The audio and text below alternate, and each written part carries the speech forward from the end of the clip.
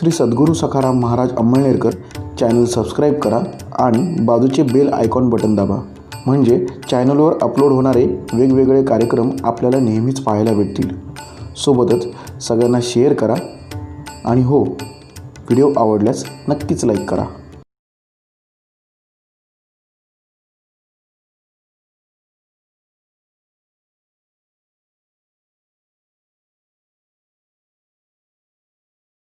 पुंडलिक वरदा हरिविठ्ठल. सद्गुरु सखाराम महाराज. हरे राम राम राम हरे हरे. हरे कृष्ण कृष्ण कृष्ण हरे हरे. हरे राम राम राम हरे हरे. हरे कृष्ण कृष्ण कृष्ण हरे हरे. हरे धर्माधिकारी गुरुजी वरती या. राम राम वरती या. राम हरे हरे. नंतर या वरती या. कृष्ण कृष्ण हरे हरे.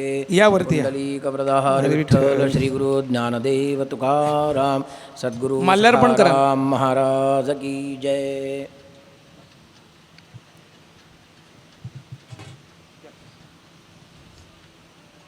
आपल्या या यज्ञाचे प्रधानाचार्य वेदमूर्ती हिमंजी धर्माधिकाऱ्यांना विनंती करतो की त्यांनी गुरुजींना माल्यार्पण करून प्रवचनाचा प्रारंभ करायला लावा.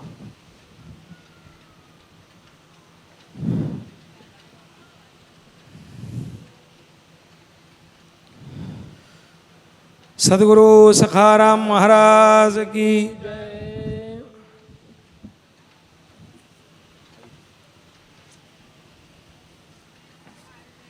गुरुर्ब्रह्मा गुरुर्विष्णू गुरुर्देवो महेश्वरः गुरुसाक्षात् परब्रह्म तस्मै श्री गुरवे नमः.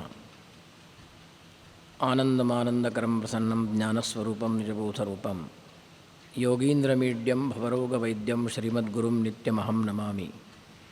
ओं नमो ब्रह्मादिभ्यो ब्रह्मविद्यासम्प्रदायकर्तृभ्यो वंशऋषिभ्यो श्रीनमो गुरुभ्यः. श्रीनमो गुरुभ्यः. श्रीनमो गुरुभ्यः. सद्गुरुनाथ महाराज की जय. आज या पवित्र ठिकाणी पवित्र पावन असलेल्या अंमळनेर या क्षेत्रामध्ये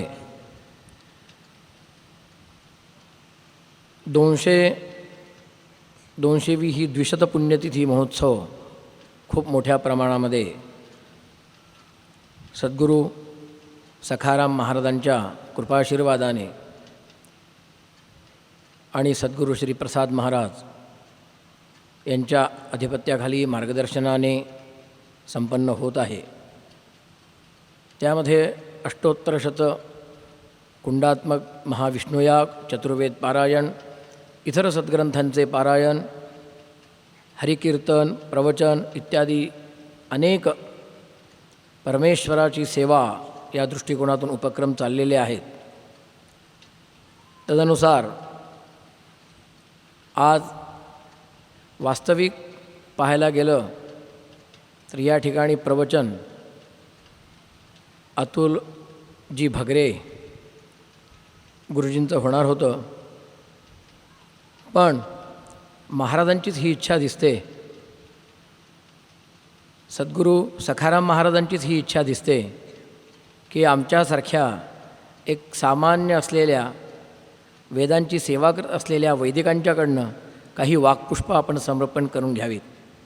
म्हणूनच ही त्यांची प्रेरणा आहे, हे त्यांचे आशीर्वाद आहेत असं मानून या वाक्पुष्पाला मी त्यांच्याच चरणी अर्पण करण्याकरता प्रारंभ करतो. आत्ताच या ठिकाणी सुंदर असं आपण चिंतन ऐकलं. आदरणीय वेदमूर्ती, भारतातले अग्रगण्य कृष्ण यजुर्वेदाचे विद्वान नारायण घनपाठी जे वाराणसीवरून आपल्या इथे आलेत, त्यांनी संपूर्ण वेदातलं यज्ञाचं स्वरूप मंत्रात्मक सगळी उदाहरणं देऊन आपल्यासमोर त्यांनी मांडलं. माझ्याकडे परवा आम्ही सहज चर्चा करत बसलो असताना राठी महाराजांचा हा आग्रह राहिला की नाही, आपल्याला बोलावंच लागणार आहे. मी म्हणालो, आत्ताच त्यांनी सांगितल्याप्रमाणे वैदिक आणि प्रवचन हा संयोग खूप कमी प्रमाणात आणि खूप कमी ठिकाणी पाहायला मिळतो. वेदमंत्र म्हणणे, वेदमंत्राचं संरक्षण करणे, वेदमंत्रांचं विनियोग असलेली यज्ञयागादी कर्म करविणे, षटकर्म जी सांगितलेली आहेत ब्राह्मणांना ती करणे, ही एवढीच फक्त एवढीच कामे हे वैदिकांच्याकडनं हल्ली होत असतात. पण महाराजांचीच ही प्रेरणा असेल, तेच आपल्याकडनं काहीतरी सेवा करवून घेणार आहेत असं समजून मी एक बालक म्हणून या ठिकाणी बसून यथाशक्ती यथामती सेवा करण्याचा प्रयत्न करत आहे. मला जो विषय दिलेला आहे, बृहत्साम तथा सामनाम गायत्री छंदसामहम, वेदराशीची या सामा आत बृहत्साम जे प्रियोत्तमा, ते मी म्हणे रमा प्राणेश्वरू. ज्ञानेश्वर महाराजांनी याच्यावर चिंतन करत असताना जे लिखाण केलेलं आहे ते किती गोड आहे बघा. याच अध्यायामध्ये वेदाची महती सांगत असताना विभूती योगामध्ये वेदानाम सामवेदोस्मी याचा विचार करत असताना परमपूज्य ज्ञानेश्वर माऊलींनी वेदा आत सामवेदू अशी त्या ठिकाणी भाष्य करताना त्यांनी आपलं विचार त्या ठिकाणी मांडलेले आहेत. आपल्याला एक गोष्ट समजून घ्यावी लागेल की बृहत्साम तथा सामनाम इथपर्यंत जर आपल्याला जायचं असेल तर सर्वात आधी आपल्याला वेदांचा थोडासा परिचय करून घ्यावा लागेल. आणि या वेदांच्या परिचयामध्ये जात असताना सामवेदाच्या स्वरूपामध्ये आपल्याला थोडीशी सामवेदाची ओळखही करून घ्यावी लागेल. म्हणून आत्ताच महाराजांनी सांगितल्याप्रमाणे हे सगळं वर्णन करत असताना त्यातही जर बृहत्सामामध्ये मी आहे असं जर स्वतः भगवंत म्हणत आहेत, या ठिकाणी कुणाच्या मनामध्ये ही शंका निर्माण होऊ नये. याचं रहस्य भगवंतांनी सुद्धा ओळखलेलं आहे. म्हणून त्या सामवेदाच्या स्वरूपाला आपण आधी जाणून घेतलं पाहिजे की एवढा ज्ञानेश्वर माऊलींनी या सामवेदाविषयी, वेद 4 आहेत, आपल्याला वेदांची नावं माहिती आहेत, ऋग्वेद, यजुर्वेद, सामवेद, अथर्ववेद. आणि या ठिकाणी या वेदांची महती, वेद हे किती मोठे आहेत, वेद हे आपल्याला अध्ययन करण्याकरता किती कठीण आहेत, या सगळ्याचा विचार करून ज्ञानेश्वर महाराजांनी त्या ठिकाणी असा शब्द वापरला आहे की वेद राशीची या सामा. वेदांची ही राशी आहे, त्याचा अध्ययन अमुक एक काळापर्यंत पूर्ण होईल. आणि कलियुगाचा सगळ्या या दृष्टीने विचार केल्यानंतर व्यासांनी त्या महत्स्वरूपामध्ये असलेल्या वेदांचे 4 विभाग केले. हे याच्याकरता केले, कलियुगातील जी माणसांची ग्रहणशक्ती आहे तदनुसार या वेदांच्या अध्ययनाला लागणारा जो काळ आहे, त्या एकत्रित स्वरूपामध्ये असलेल्या त्या वेदांच्या मंत्रांना त्यांनी विभागून वेगवेगळं केलं. म्हणून त्या वेदाला विस्तार केल्यामुळे त्यांचं नाव हे व्यास असं झालं. विस्तार त्यांनी केला वेदाचा. त्यांनी काय केलं त्याच्यामध्ये, तर संपूर्ण वेदराशी ही एकत्रित होती. मग त्यातला मंत्रविभाग जो देवांच्या स्तुतीकरता, देवांच्या आवाहनाकरता, देवांना त्या त्या देवतेला उद्देशून दिल्या जाणारं जे हवनीय द्रव्य आहे, या सगळ्यांचा विचार करून देवतांना बोलवण्याचं सामर्थ्य असलेले जे मंत्र आहेत, देवांच्या स्तुतीपर असलेले जे काही मंत्र आहेत, हा विभाग संपूर्ण ऋग्वेद या विषयामध्ये त्यांनी स्वतंत्र केला. म्हणून ऋग्वेदाचं वर्णन होत असताना यज्ञयागाती सोमयागांच्यामध्ये देवतेंना जर आपल्याला बोलवायचं असेल तर त्या देवतांना आवाहन करण्याचे जे काही मंत्र आहेत हे आपल्याला ऋग्वेदामध्ये आढळतात. यजुर्वेदामध्ये ज्या ज्या देवतेंना जे जे हवनीय द्रव्य अपेक्षित आहे त्या दृष्टीने त्याची जी काही संपूर्ण व्यवस्था आहे हे लावण्याचं काम हे यजुर्वेदाचं आहे. म्हणून यजुर्वेदाच्या मंत्रविभागामध्ये ऋग्भिः शंसन्ति यजुर्भिः यजंती, त्या देवतेला उद्देशून हवनीय द्रव्य जे दिला जाणारं आहे, कुठलं हवनीय द्रव्य कुठल्या वेळेला आणि केव्हा, त्या देवतेला अपेक्षित असलेलं जे हवनीय द्रव्य आहे या सगळ्यांचा विचार आपल्याला पाहायला मिळतो तो यजुर्वेदामध्ये मिळतो. क्रमाने येणारा तिसरा जो विभाग आहे वेदातला हा आहे सामवेदाचा. सामवेदाची राशी ही खूप मोठी आहे. म्हणून या ठिकाणी ज्ञानेश्वर महाराजांनी या ओवीमध्ये वेदराशीची या सामा या दोन्ही अर्थाने याचा आपल्याला इथे विचार करता येईल की वेदराशी ही खूप मोठी आहेच असाही विचार करता येईल, किंवा सामामध्ये असलेली वेदराशीसुद्धा खूप मोठी आहे असाही विचार करता येईल. कारण इतर वेदांच्या दृष्टीने सामा जर विचार केला, आपल्याला सामाच्या का विशेषत्वाने आपल्याला सामाकडे पाहायचं आहे, कारण आपल्याला बृहत सामापर्यंत जायचं असल्यामुळे आपल्याला सामवेदाला थोडंसं पाहावं लागणार आहे. सामवेद हा उभयात्मक असलेला वेद आहे. इतर वेदांच्यामध्ये जसे आपल्याला मंत्र पाहायला मिळतात तसे सामवेदामध्ये आर्चिक मंत्रही आपल्याला पाहायला मिळतील आणि सामवेदामध्ये गानमंत्रही आपल्याला पाहायला मिळतील.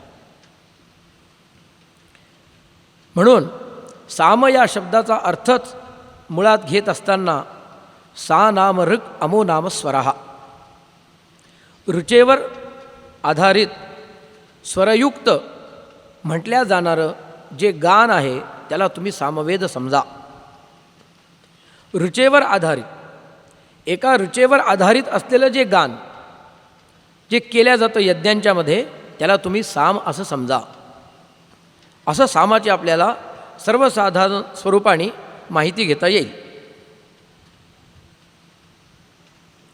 तर अशा या सामाच्या स्वरूपाला या गानामध्ये सुद्धा केवळ सामवेदाच्या गानामध्ये अनेक प्रकार आपल्याला पाहायला मिळतात. म्हणूनच प्रत्येक वेदाचा एक एक उपवेदसुद्धा सांगितलेला आहे. आपण प्रामुख्याने सामाचा उपवेद असलेला जो आहे तो गांधर्व वेद आहे.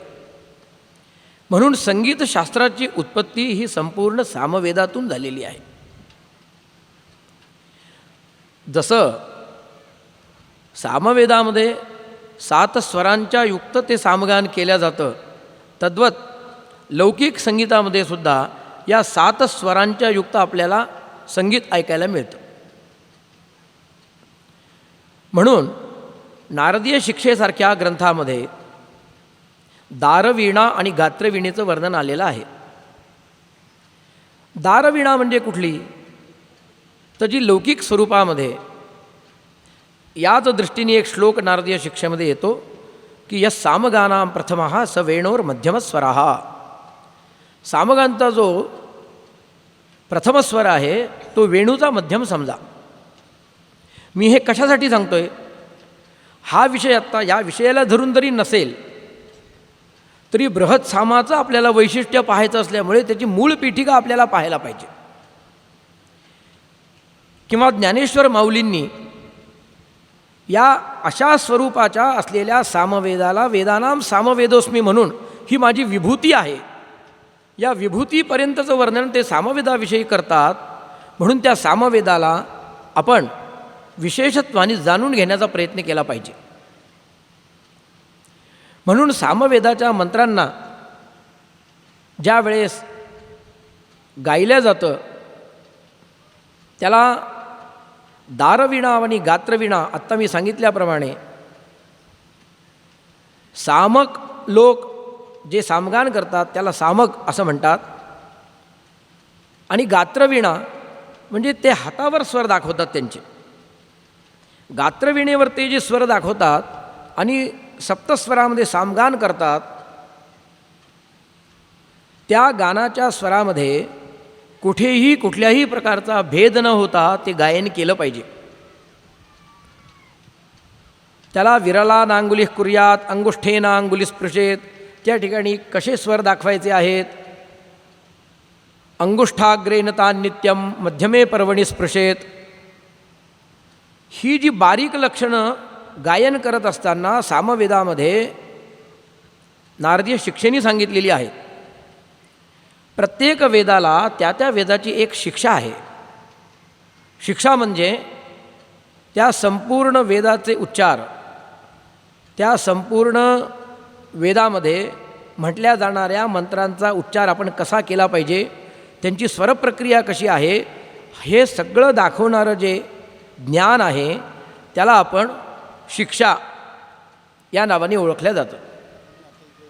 अशा या शिक्षेमध्ये संपूर्ण एकेका वेदाची वेगवेगळ्या प्रकारच्या शिक्षा आहेत.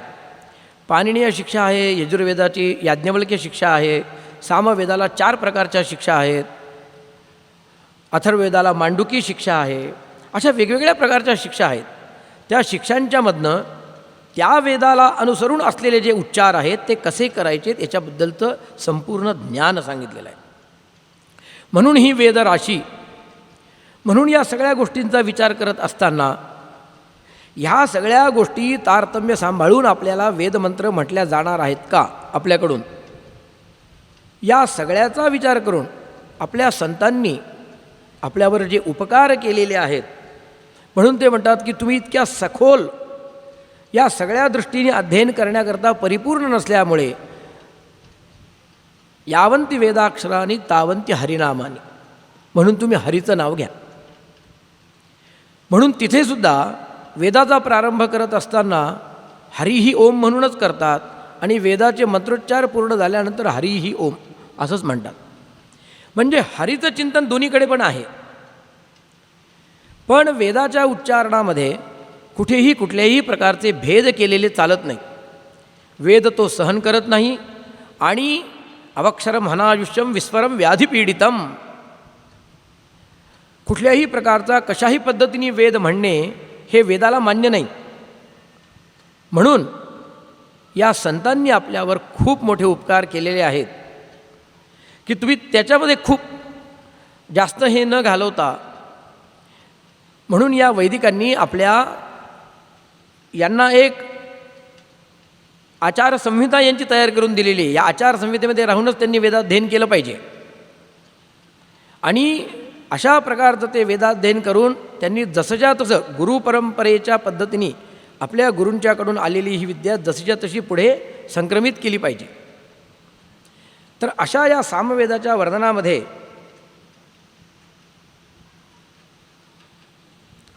सामवेदाचं मी स्वरूप सांगताना उभयविध संहिता आत्ता सांगितली की इतर वेदांच्यामध्ये जसं उदात्त अनुदात्त स्वरित मंत्रात्मक संहिता पण आहे, सामवेदाची संहिता ही मंत्रात्मक आहे आणि गाणात्मक पण आहे. मंत्रात्मक म्हणत असताना त्याची स्वरप्रक्रिया स्वतंत्र आहे आणि गानात्मक म्हणत असताना त्याची स्वरप्रक्रिया परत स्वतंत्र आहे. बरं, या गानामध्ये येत असताना म्हणजे बारीक स्वरूप जेव्हा हा सगळा मला विषय जेव्हा डोळ्यासमोर येतो की बृहत्साम तथा सामनाम, एवढं माऊलींनी या सामवेदाकरता म्हणण्याकरता एवढं काय त्याचं महत्त्व असेल. साम अनेक आहेत ना. सामांच्या ऋषींची ऋषींच्या त्या त्यांच्या तपश्चर्येमध्ये ते असताना त्यांना जी सामं दिसली त्या ऋषींच्या वर्ण त्या सामांची नावं पडली. जसं रुरु नावाचा जर ऋषी आहे तर त्याच्या साधनेमध्ये मिळालेलं जे रौरवम नावाचं साम आहे. कली नावाचा जो ऋषी आहे त्याच्या साधनेमध्ये त्यांना मिळालेले जे काही साम आहेत त्यांना जी मंत्र दिसली तर कालेयम नावाचा जो साम आहे. वामदेव्य नावाचे जे ऋषी आहेत, वामदेव नावाचे जे ऋषी आहेत त्यांच्या तपश्चर्येमध्ये त्याला वामदेव्यम नावाचा साम मिळालेला आहे. असेच बृहत हा जो साम आहे हा परंपरेमध्ये सुद्धा त्याच अवस्थेमधून प्राप्त झालेला साम आहे. बरे, सामगान करत असताना जसं एखादा अभंग, एखादं गाणं हे वेगवेगळ्या रागांच्यामध्ये आपण म्हणू शकतो. वेगवेगळ्या स्वरामध्ये, वेगवेगळ्या त्या लयीमध्ये आपण ते म्हणू शकतो. हे लौकिक उदाहरण आपण पाहतो. तसंच सामवेदामध्ये सुद्धा एकच मंत्र हा वेगवेगळ्या पद्धतीने गायला जातो. म्हणून त्याचं स्वरूप हे खूप मोठं आहे. एक जर आपण मंत्र घेतला तर अशा काही ठिकाणी सामवेदामध्ये आपल्याला पाहायला मिळतं की तो 17 वेळा, 18 वेळा, 15 वेळा, 20 वेळासुद्धा म्हटलेला आहे. पण एकासारखं दुसरं गान नाही. एकेका सामाच्या गानामध्ये एक फलप्राप्ती आहे वेगवेगळी. म्हणजे या सामाच्या या स्वरूपामध्ये तुम्ही जर गायन केलं तर तुम्हाला ही फलप्राप्ती मिळू शकते असं ब्राह्मण ग्रंथामध्ये वर्णन आलेलं आहे. त्यातल्या त्यात सगळ्यात जास्त फलप्राप्ती ही बृहत सामानी सांगितलेली आहे. म्हणून कुठलाही यज्ञ वेदाही यज्ञार्थमभिप्रवृत्ताः, आत्ताच आपल्याला नारायणजींनी सांगितल्याप्रमाणे वेद हे यज्ञाकरता निर्माण झाले. पण ते कुठले यज्ञ? तर श्रौतयज्ञ. वेदांनी सांगितलेली जी काही परंपरा आहे यज्ञांची ती श्रौतयज्ञ परंपरा आहे.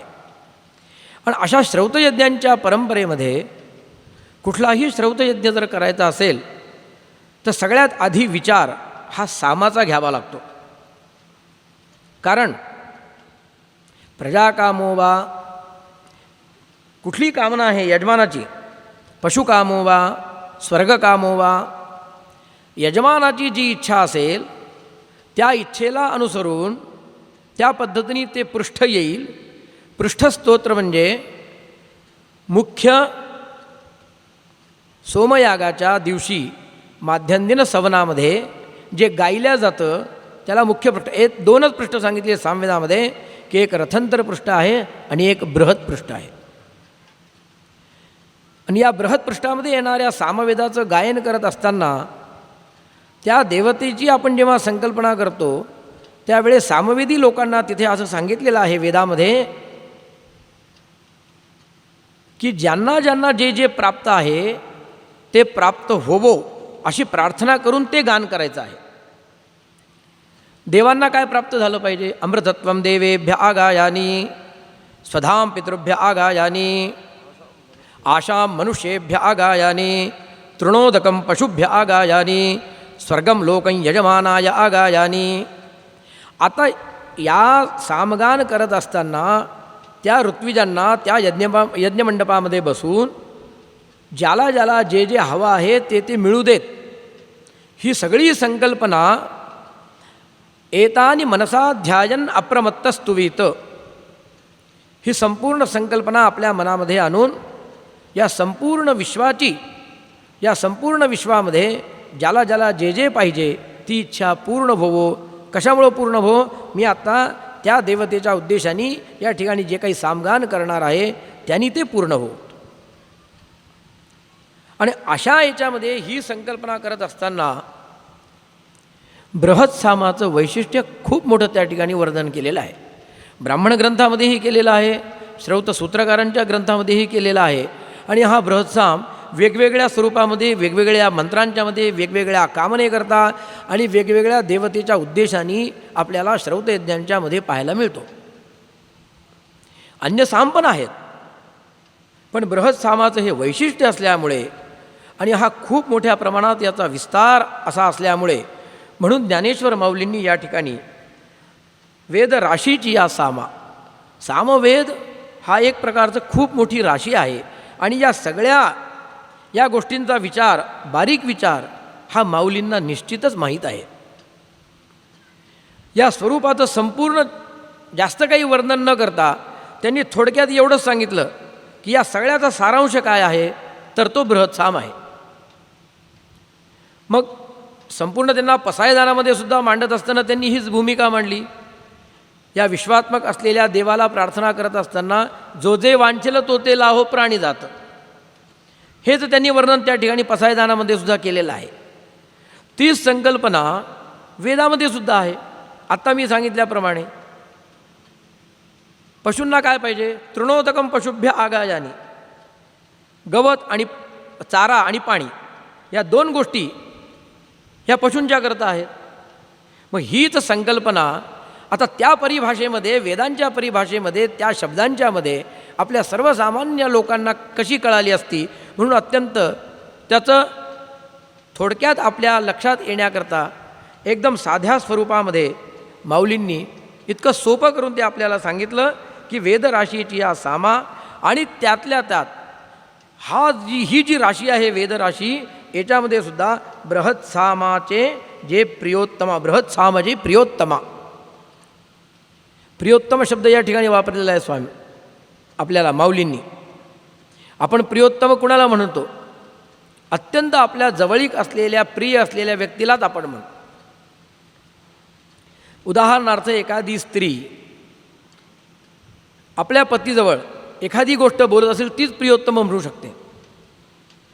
तसं या वेदस्वरूपामध्ये असलेल्या या स्वरूपाला, या सामाच्या इतक्या मोठ्या राशीमध्ये असलेल्या बृहत सामाला जे प्रियोत्तम असं म्हटलेलं आहे माऊलींनी, ते मी म्हणे रमा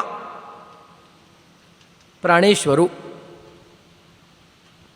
आपल्या सगळ्या संस्कृतीमध्ये जर आपण विचार केला, नमस्कार करत असताना, वंदन करत असताना, त्यांची प्रार्थना करत असताना, त्यांची स्तुती करत असताना पहिल्यांदा आपण नावं घेतो ते लक्ष्मीचं नाव घेतो. स्त्रीला प्राधान्य देऊनच पुढे आहे. लक्ष्मी नारायणाभ्यां नमः, वाणी हिरण्यगर्भाभ्यां नमः, शची पुरंदराभ्यां नमः, सीता रामाभ्यां नमः, अरुंधती वसिष्ठाभ्यां नमः. प्रत्येक ठिकाणी तुम्ही बघा, ज्या वेळेस हे सगळं त्यांना अभिप्रेत असलेलं आहे, तर ते म्हणतात की तो जो बृहत साम आहे हा सगळ्यात मला प्रिय आहे.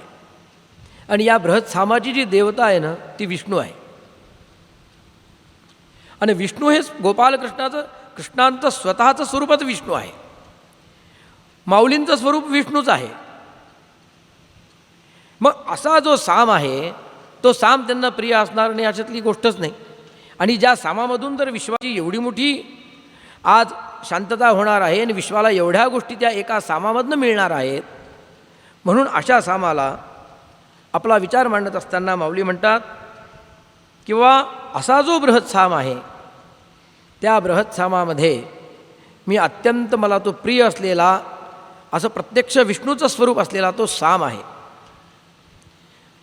यज्ञामध्ये सुद्धा ज्यावेळेस स्तुती केल्या जाते, सामवेदाचं मूळ स्वरूप सांगत असतानाच असं सांगितलेलं आहे की देवतेंना आवाहन करण्याचं काम हे ऋग्वेदाचं आहे, आहुती देण्याचं काम हे यजुर्वेदाचं आहे, आणि आलेल्या देवतांना संतुष्ट करणे, सामगान करून संतुष्ट करणे ही जबाबदारी सामवेदावर आहे. आणि अथर्ववेदावर आलेल्या देवतेंची किंवा संपूर्ण तुमची व्यवस्था व्यवस्थित झाली का, मग आता त्यांना निरोप देण्याचा जो समारंभ असतो लौकिक दृष्टीने, हा सगळा जो विषय सांगितलेला आहे ना, हा अथर्ववेदामध्ये. असं चारही वेदांचं मिळून एकच स्वरूप आहे. आता या चारही वेदांची संपूर्ण राशीचं अध्ययन, अध्यापन परंपरा या कलिकालामध्ये करणं खूप अवघड आहे. या दृष्टीचा विचार करून ज्ञानेश्वर महाराजांनी आपल्यासमोर हा जो विचार मांडलेला आहे की बृहत साम तथा सामनाम गायत्री छंदसामहम, त्याला जोडूनच घेतलेलं आहे बरं का त्यांनी. छंदाचा सुद्धा विचार खूप चांगला ज्ञानेश्वर माऊलींनी या पंक्तीला धरूनच घेतलेला आहे. गायत्री छंद हा संपूर्ण छंदामध्ये संपूर्ण आज वेदराशी जी आहे, वेदमंत्र कशाही पद्धतीने म्हटल्या जात नाही. बाजारात पुस्तकं मिळतात, ती पुस्तकं आणली आणि आम्ही ती वाचली म्हणजे वेद आम्हाला आला, अशी संकल्पना होऊ शकत नाही. गुरुकुलामध्ये जायला पाहिजे, आत्ताच सांगितलेल्याप्रमाणे समित्पाने श्रोत्रियम ब्रह्मनिष्ठम अशा असलेल्या गुरूंच्याकडे ते जायला पाहिजे, त्यांच्याजवळ बसलं पाहिजे, वेदाध्ययन केलं पाहिजे, ते जाणून घेतलं पाहिजे, 12 वर्ष अध्ययन केलं पाहिजे. आणि जसं गुरु आपले जे म्हणत होते तसंच्या तसं ते पुढे आपली ती परंपरा राहिली पाहिजे. असा असलेला हा विचार, या विचारावर अजून बृहत स्वरूपामध्ये माऊलींच्या भाषेमध्ये अत्यंत मृदू शब्दामध्ये अत्यंत विस्तार आपले राठी महाराज याहीपेक्षा सांगू शकतात, मला त्याची कल्पना आहे. पण यथाशक्ती यथामती आपण थोडासा विचार, आपण थोडीशी वाङ्मयीन सेवा महाराजांची करावी या दृष्टिकोनातून. कारण काय आहे की वेदाच्या परिभाषेमध्ये मी आत्ता जर तुम्हाला या सामाच्या सगळ्या दृष्टीने जर सांगायला गेलो तर त्या वेदांच्या त्या शब्दांच्यापासून आपण लांब गेलेलो आहोत. या शब्दांना आपल्याला जाणून घ्यायचं असेल तर यावंती हरिनामानी म्हणून सोपं साधन संतांनी आपल्याला करून दिलेलं आहे. आज आपण ज्या प्रांगणामध्ये बसलो, ज्यांच्या आशीर्वादामुळे आज आपण हा आपला सोहळा आपण पाहत आहोत, ती सुद्धा एक किती अलौकिक परंपरा आहे हो. मी परवा सहज चर्चा करत असताना हे मी थोडी चर्चा केली महाराजांशी, राठी महाराजांशी, आणि त्यांनी मला या परंपरेविषयी सांगितलं की एवढी दिव्य आणि उज्ज्वल परंपरा आहे की ज्या परंपरेमध्ये आपण या परंपरेचे पाईक आहोत. सद्गुरू सखाराम महाराजांच्या असं माझ्या ऐकण्यात आलं आहे की आजही पंढरीमध्ये ज्या पद्धतीने त्यांनी ठरवून दिलेले अभंग आहेत, त्यांनी ठरवून दिलेल्या ज्या चाली आहेत, त्याच्यामध्ये कुठल्याही प्रकारचा बदल न करता कुठल्याही प्रकारची जी पारंपरिक पद्धती आहे त्या पारंपरिक वेशामध्ये, पारंपरिक पद्धतीमध्ये आणि पारंपरिक उच्चारामध्ये ते जसेच्या तसेच म्हटल्या जातात. हे वेदराशीपेक्षा वेगळं काय स्वरूप आहे? हेच आपल्याला ज्ञानेश्वर महाराजांनी सांगितलेलं आहे आणि हे सुद्धा तेच आहे. फक्त सर्वसामान्य लोकांना, सगळ्यांना आपण त्या परमेश्वरापर्यंत पोहोचवू शकतो ते केवळ भजनानेच पोहोचवू शकतो.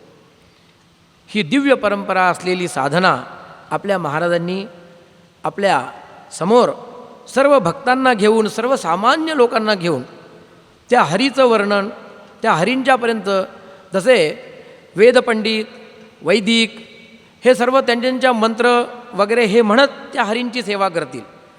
कारण मंत्र म्हणण्याचं दायित्व आलं की ह्या सगळ्या गोष्टी आल्या, त्याच्यामध्ये उदात्त, अनुदात्त, स्वरित प्रक्रिया याचं सगळं लक्ष ठेवून ते म्हटलं पाहिजे. ते जर नाही झालं तर अवक्षरम, हनायुष्यम हे सगळे दोष लागतील. पण हरिनाम तसं नाही. हरिनाम तुम्ही केव्हाही घेऊ शकता, कुठल्याही अवस्थेमध्ये घेऊ शकता. तेवढंच त्याचं फळ आहे. ही अशी दिव्य परंपरा असलेले आणि भजन प्रक्रियेमध्ये सुद्धा ज्यांची अपूर्व अशी ख्याती आहे असे सद्गुरू सखाराम महाराजांचे आपण पाईक आहोत. आज या ठिकाणी मला जी काही वाङ्मयीन सेवा करण्याची संधी मिळाली त्याबद्दल मी स्वतःला खूप धन्य मानतो. आणि महाराजांची अशीच कृपा, सद्गुरू सखाराम महाराजांची कृपा, सद्गुरू प्रसाद महाराजांची कृपा आमच्यासारख्या सामान्य जीवावर नित्य असावी. आणि आपल्या सर्वांचं अशीच सद्गुरूंची सेवा आपल्या आयुष्यामध्ये त्यांनी करून घ्यावी. आणि आमच्यासारख्या वेदपंडितांनासुद्धा, आमच्यासारख्या वैदिकांनासुद्धा ही हरिनामाची गोडी लागावी म्हणून या सोहळ्यामध्ये आम्ही आलो असं स्वतःला मी तरी वैयक्तिक समजतो. महाराजांचा एक अलौकिक थोडासा अनुभव मला मी सांगतो आणि थांबतो. अत्यंत सामान्यातिसामान्य लोकांची सुद्धा, त्यांच्याविषयीची सुद्धा खूप तळमळ त्यांच्या मनामध्ये आहे. आम्ही पंढरपूरला एकदा या सर्व विषयावर चिंतन करण्याकरता धार्मिक आणि पारंपरिक पद्धतीमध्ये कुठे कुठे आपण काय आत्ता चिंतन करून त्यात बदल केले पाहिजेत आणि सर्वसामान्य लोकांना, सर्वसामान्य समाजाला आपण घेऊन कसं चालू शकलो पाहिजे याचा एक खूप मोठा विचार हा आदरणीय परमपूज्य सद्गुरू श्री प्रसाद महाराजांच्याकडे आहे. आणि अशीच ही परंपरा, दिव्य परंपरा ही पुढे अखंड चालावी. भगवंतांनी उदंड आयुष्य, आरोग्य त्यांना द्यावं. या निमित्त सद्गुरू सखाराम महाराजांच्या चरणी मी अशीच विनंती करतो आणि ही सेवा त्यांच्या चरणी अर्पण करतो आणि थांबतो. पुंडलीक वरदा हरी विठ्ठल श्री गुरु ज्ञानदेव तुकाराम विठ्ठल विठ्ठल विठ्ठल विठ्ठल विठ्ठल विठ्ठल विठ्ठल. पुंडलीक वरदा हरी विठ्ठल श्री ज्ञानदेव तुकाराम. सद्गुरू सखाराम महाराज की जय.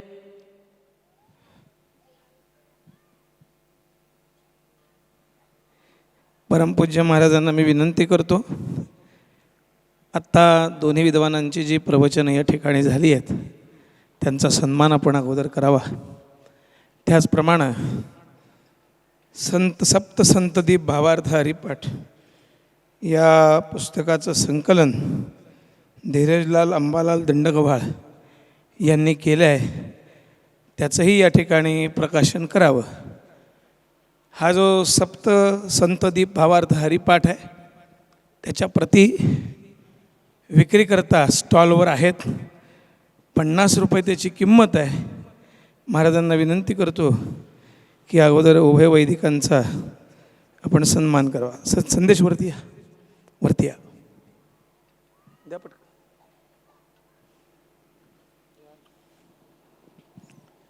ताट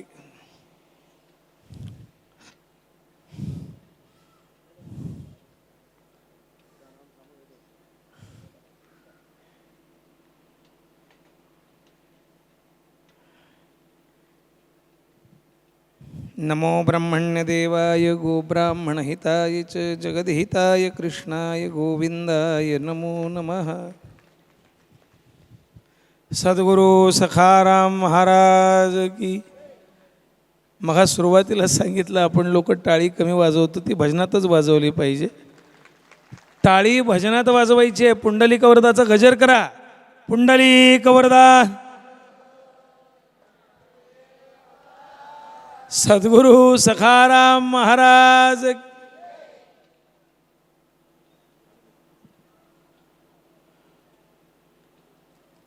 हरे राम राम राम हरे हरे, हरे कृष्ण कृष्ण कृष्ण हरे हरे.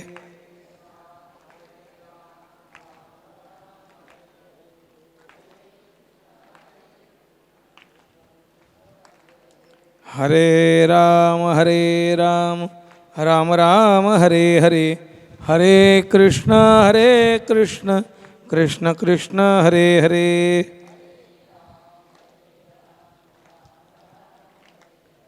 त्याचप्रमाणे महाराजांनी या सप्तसंतदीप भावार्थ हरिपाठाचं विमोचन करावं. घ्या महाराज.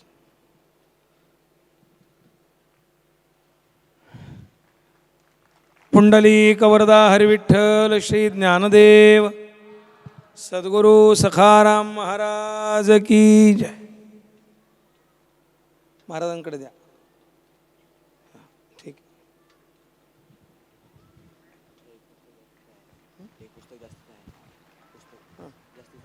कुठलं सोबत ठेवा. घ्या तिकडे घ्या.